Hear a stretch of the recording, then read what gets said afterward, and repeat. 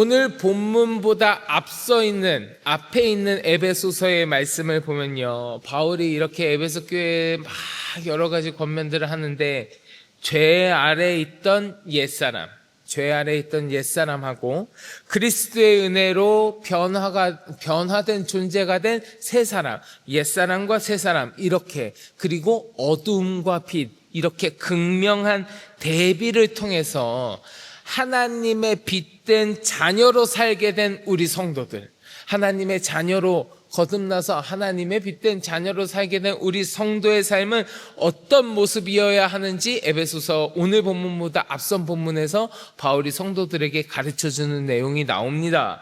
그리고 오늘 본문에 이르러서 바울이 이제 이런 성도의 삶은 어떤 모습으로 살아가야 되는지 최종적인 교훈을 가르쳐주고 있다고 이야기할 수 있어요.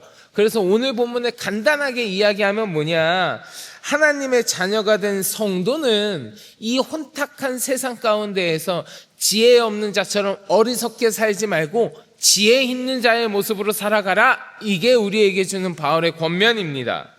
우리 오늘 본문 15절 여러분 한번 같이 보실래요? 15절 말씀 같이 봉독해 보겠습니다. 그런즉 너희가 어떻게 행할지를 자세히 주의하여 지혜 없는 자같이 하지 말고 오직 지혜 있는 자같이 하여. 아멘. 이렇게 살라고 바울이 권면해 주는 거예요. 어떻게 행하면서 살아갈지를 잘 너희가 주의해서 행해야 되는데, 어떻게 하는 거냐? 지혜 있는 자처럼 살아라. 어리석은 모습으로 살지 말아라. 지혜 있는 자처럼 살아야 된다라고 이야기하는 겁니다. 그래서 이 새벽에는 우리 오늘 본문에서 바울이 이야기하는 지혜 있는 자의 삶의 모습이 어떤 것인지 같이 한번 나누어 보고요, 우리의 삶이, 지금 나의 삶이 지혜 있는 자와 같은 모습이 되기를 결단하는 시간이 되었으면 좋겠습니다. 자, 그러면요, 바울이 이야기하는 지혜 있는 자와 같이 사는 삶의 모습이 무엇인가, 우리 오늘 본문을 자세히 보면서 한번 같이 나눠보겠습니다. 첫 번째는 뭐냐? 바울은 세월을 아끼라 라고 이야기했습니다. 세월을 아끼라. 우리 오늘 본문 16절이요. 16절 같이 봉독해 보겠습니다. 세월을 아끼라. 때가 악하니라.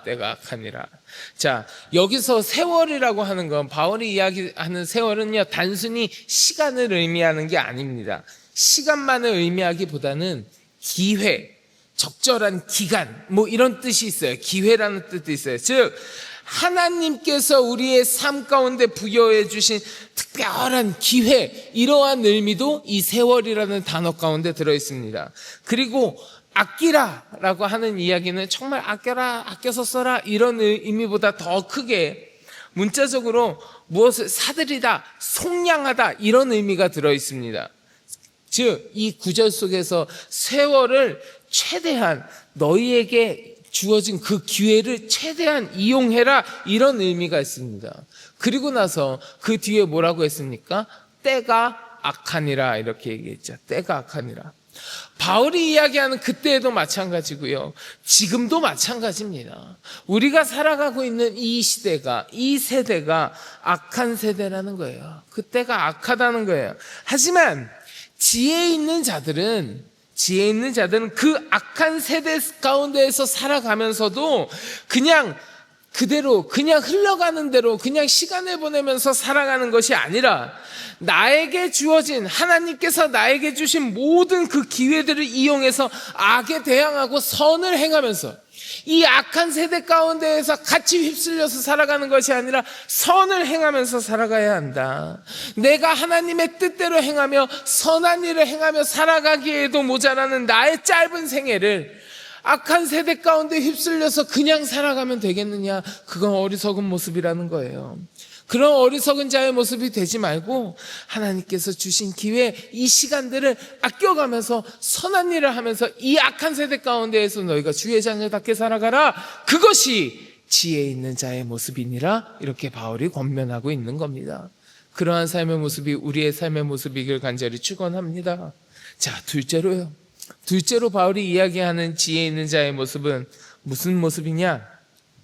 주의 뜻이 무엇인가 이해하라고 했습니다. 주의 뜻이 무엇인가 이해하라.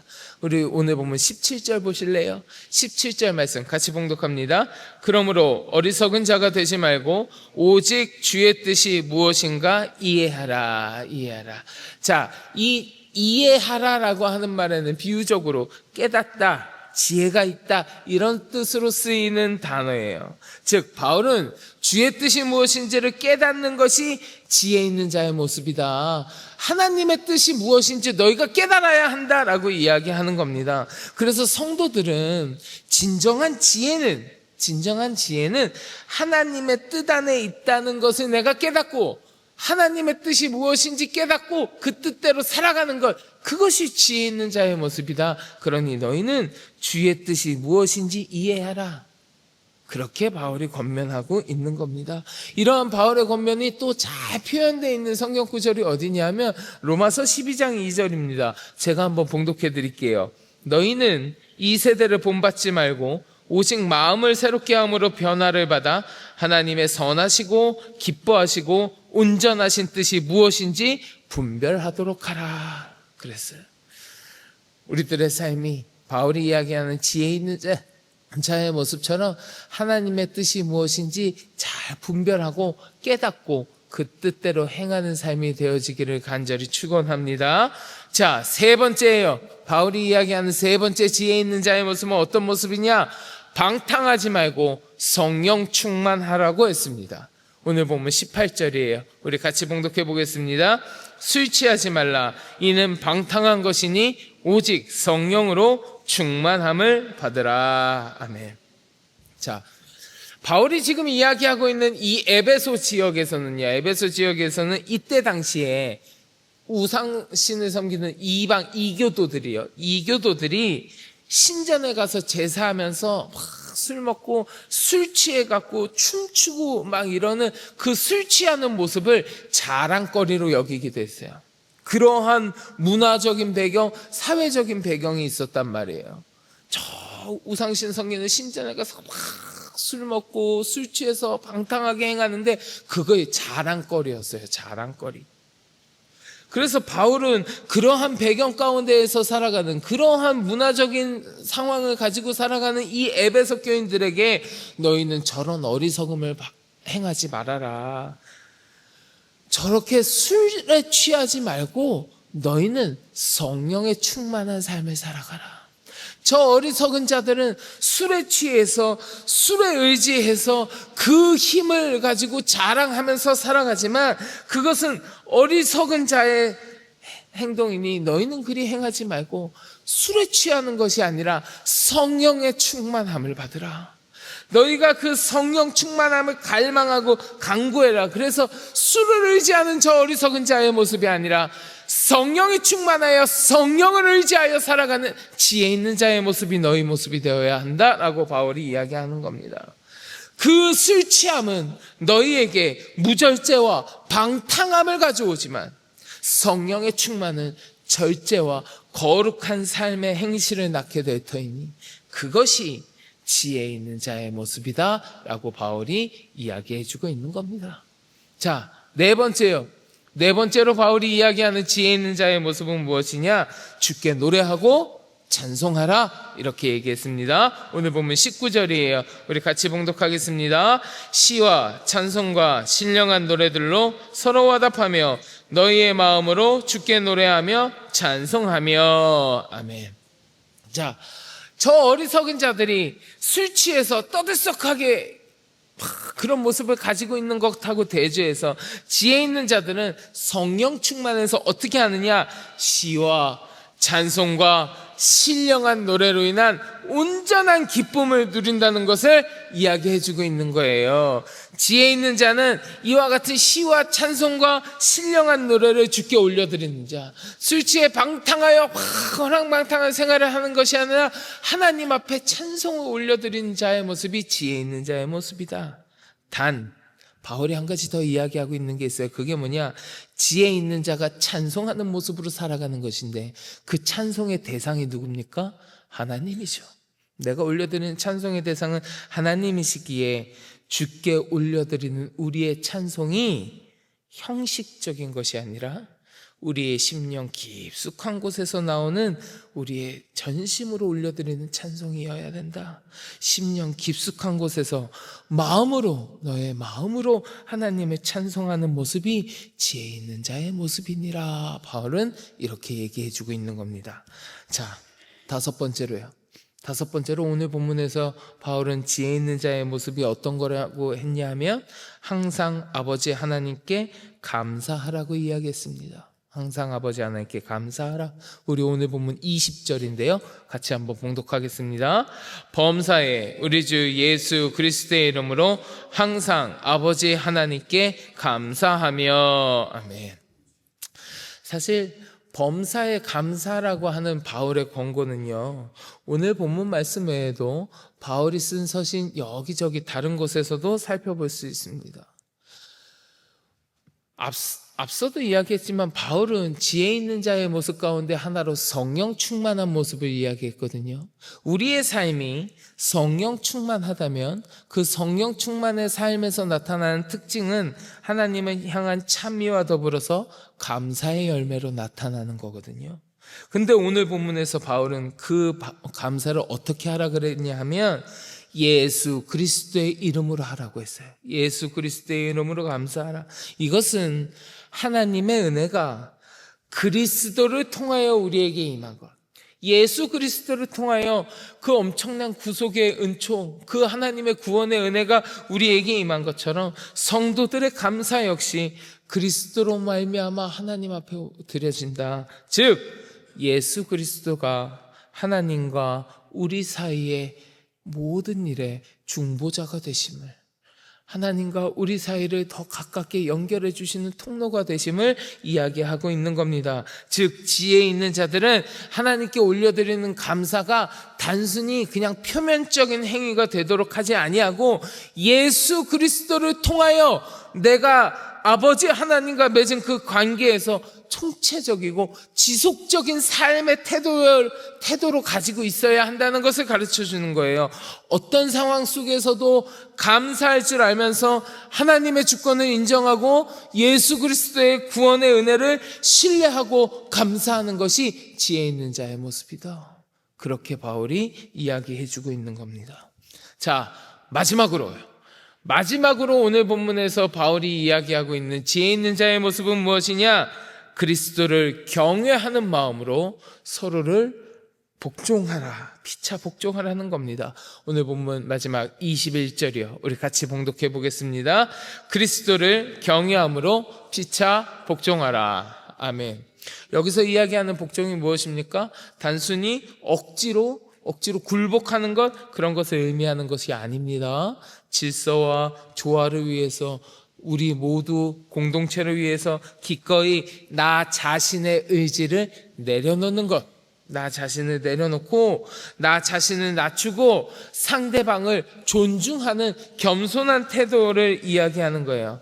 나만을 높이면서 살아가는 것이 아니라 서로를 존중하는 겸손의 모습이 있어야 된다는 거예요. 내 가운데 겸손의 모습이 있어야 된다. 그런데 그렇게 살아가는 이유가, 서로 존중하고 겸손하고 그러한 태도로 살아가는 이유가 그저 내가 착해서, 그저 내가 참는 것, 그게 아니라 그리스도를 경외함이라는 거예요. 다른 사람 때문에가 아니라, 다른 사회적인 이유 때문에가 아니라 하나님께서 원하시는 질서를 존중하고 그분 앞에서, 그리스도 앞에서 내가 겸손한 것처럼 너희도 서로 겸손하게 서로 순종하고 서로 피차 복종하라는 겁니다. 이렇게 서로를 존중하고 서로 함께하는 것이 궁극적으로는 하나님을 향한 믿음의 표현, 그리스도를 경외하는 나의 마음이 드러나는 그러한 지혜 있는 자의 모습이다. 그러니 너희도 그러한 삶을 살아가라 라고 바울이 이야기하고 있는 겁니다. 사랑하는 성도 여러분, 우리 오늘 에베소서 5장 15절부터 21절까지의 말씀을 통해서 이 악한 세대 가운데, 이 혼탁한 세상 가운데 살아가면서 어떤 모습이 지혜 있는 자의 삶의 모습인지 우리가 같이 나누었습니다. 지혜 있는 자의 삶의 모습, 세상이 이야기하는 것처럼 단순히 똑똑히 살아가는, 똑똑하다 이렇게 이야기하는 그런 모습이 아닙니다. 바울이 이야기하는 지혜 있는 자의 모습은 무엇이냐? 세월을 아껴 선행을 행하는 모습, 하나님의 뜻이 무엇인지 깨닫고 그대로 행하는 모습, 성령 충만하여 성령의 힘을 의지하면서 살아가는 모습, 형식적인 모습이 아니라 나의 마음을 다하여 하나님을 찬양하는 모습, 어떤 상황 속에서도 하나님 앞에 감사할 줄 아는 모습, 주를 경외하는 마음으로, 겸손한 마음으로 나를 낮추고 서로를 존중하고 섬기는 겸손의 모습, 이것이 지혜 있는 자의 모습이라고 바울은 이야기했습니다. 여러분, 혹시 지금 살아가고 있는 여러분들의 삶의 모습은 어떤 모습입니까? 지혜 있는 자의 모습으로 살아가고 계십니까? 아니면 어리석은 자의 모습으로 살아가고 계십니까? 그저 흘러가는 대로 세상의 유행에 따라서 어리석게 살아가고 있지는 않습니까? 바쁜 일상 속에서 내 시간은 낭비되고 하나님의 뜻보다 내 뜻을 앞세우고 세상의 즐거움에 취해서 영적인 갈급함을 외면하고 있지는 않으십니까? 하나님께 감사하기보다 내 삶에 다가오는 작은 어려움들 앞에서 불평과 불만에 사로잡혀 있지 않습니까? 겸손한 모습으로 서로를 높여주기보다는 나 자신을 드러내려고 더 애쓰고 계시지는 않습니까? 어두운 밤하늘 아래 우리는 지혜를 잃고 방황하고 있는 때가 악한 이 세대를 살아가고 있습니다. 그러나 오늘 말씀에서 바울은 우리에게 지혜 있는 자가 되는 길을 밝히 보여주고 있는 거예요. 곧 빛 가운데 살아가는 자녀의 삶이에요. 지혜 있는 자의 삶은 세상의 똑똑함이 아니라 오직 성령으로 충만하며 하나님의 뜻을 행하고 모든 삶에서 그리스도를 경외할 줄 아는 자의 모습이 지혜 있는 자의 삶의 모습입니다. 바라기는 이 시간 함께 하시는 우리 모든 성도 여러분, 우리들의 삶의 모습 가운데 오늘 말씀에서 바울이 이야기하는 지혜 있는 자의 모습이 드러나기를 주님의 이름으로 간절히 축원합니다. 우리의 삶이 그저 흘러가는 대로 살아가는 어리석은 자의 모습이 아니라 성령의 인도하심에 따라서 하나님을 기쁘시게 해드리는 지혜로운 자의 모습이 되어서 주께 잘하였도다 칭찬받는 우리 모든 성도 여러분들이 되시기를 주님의 이름으로 간절히 축원합니다. 우리 같이 기도하겠습니다. 하나님,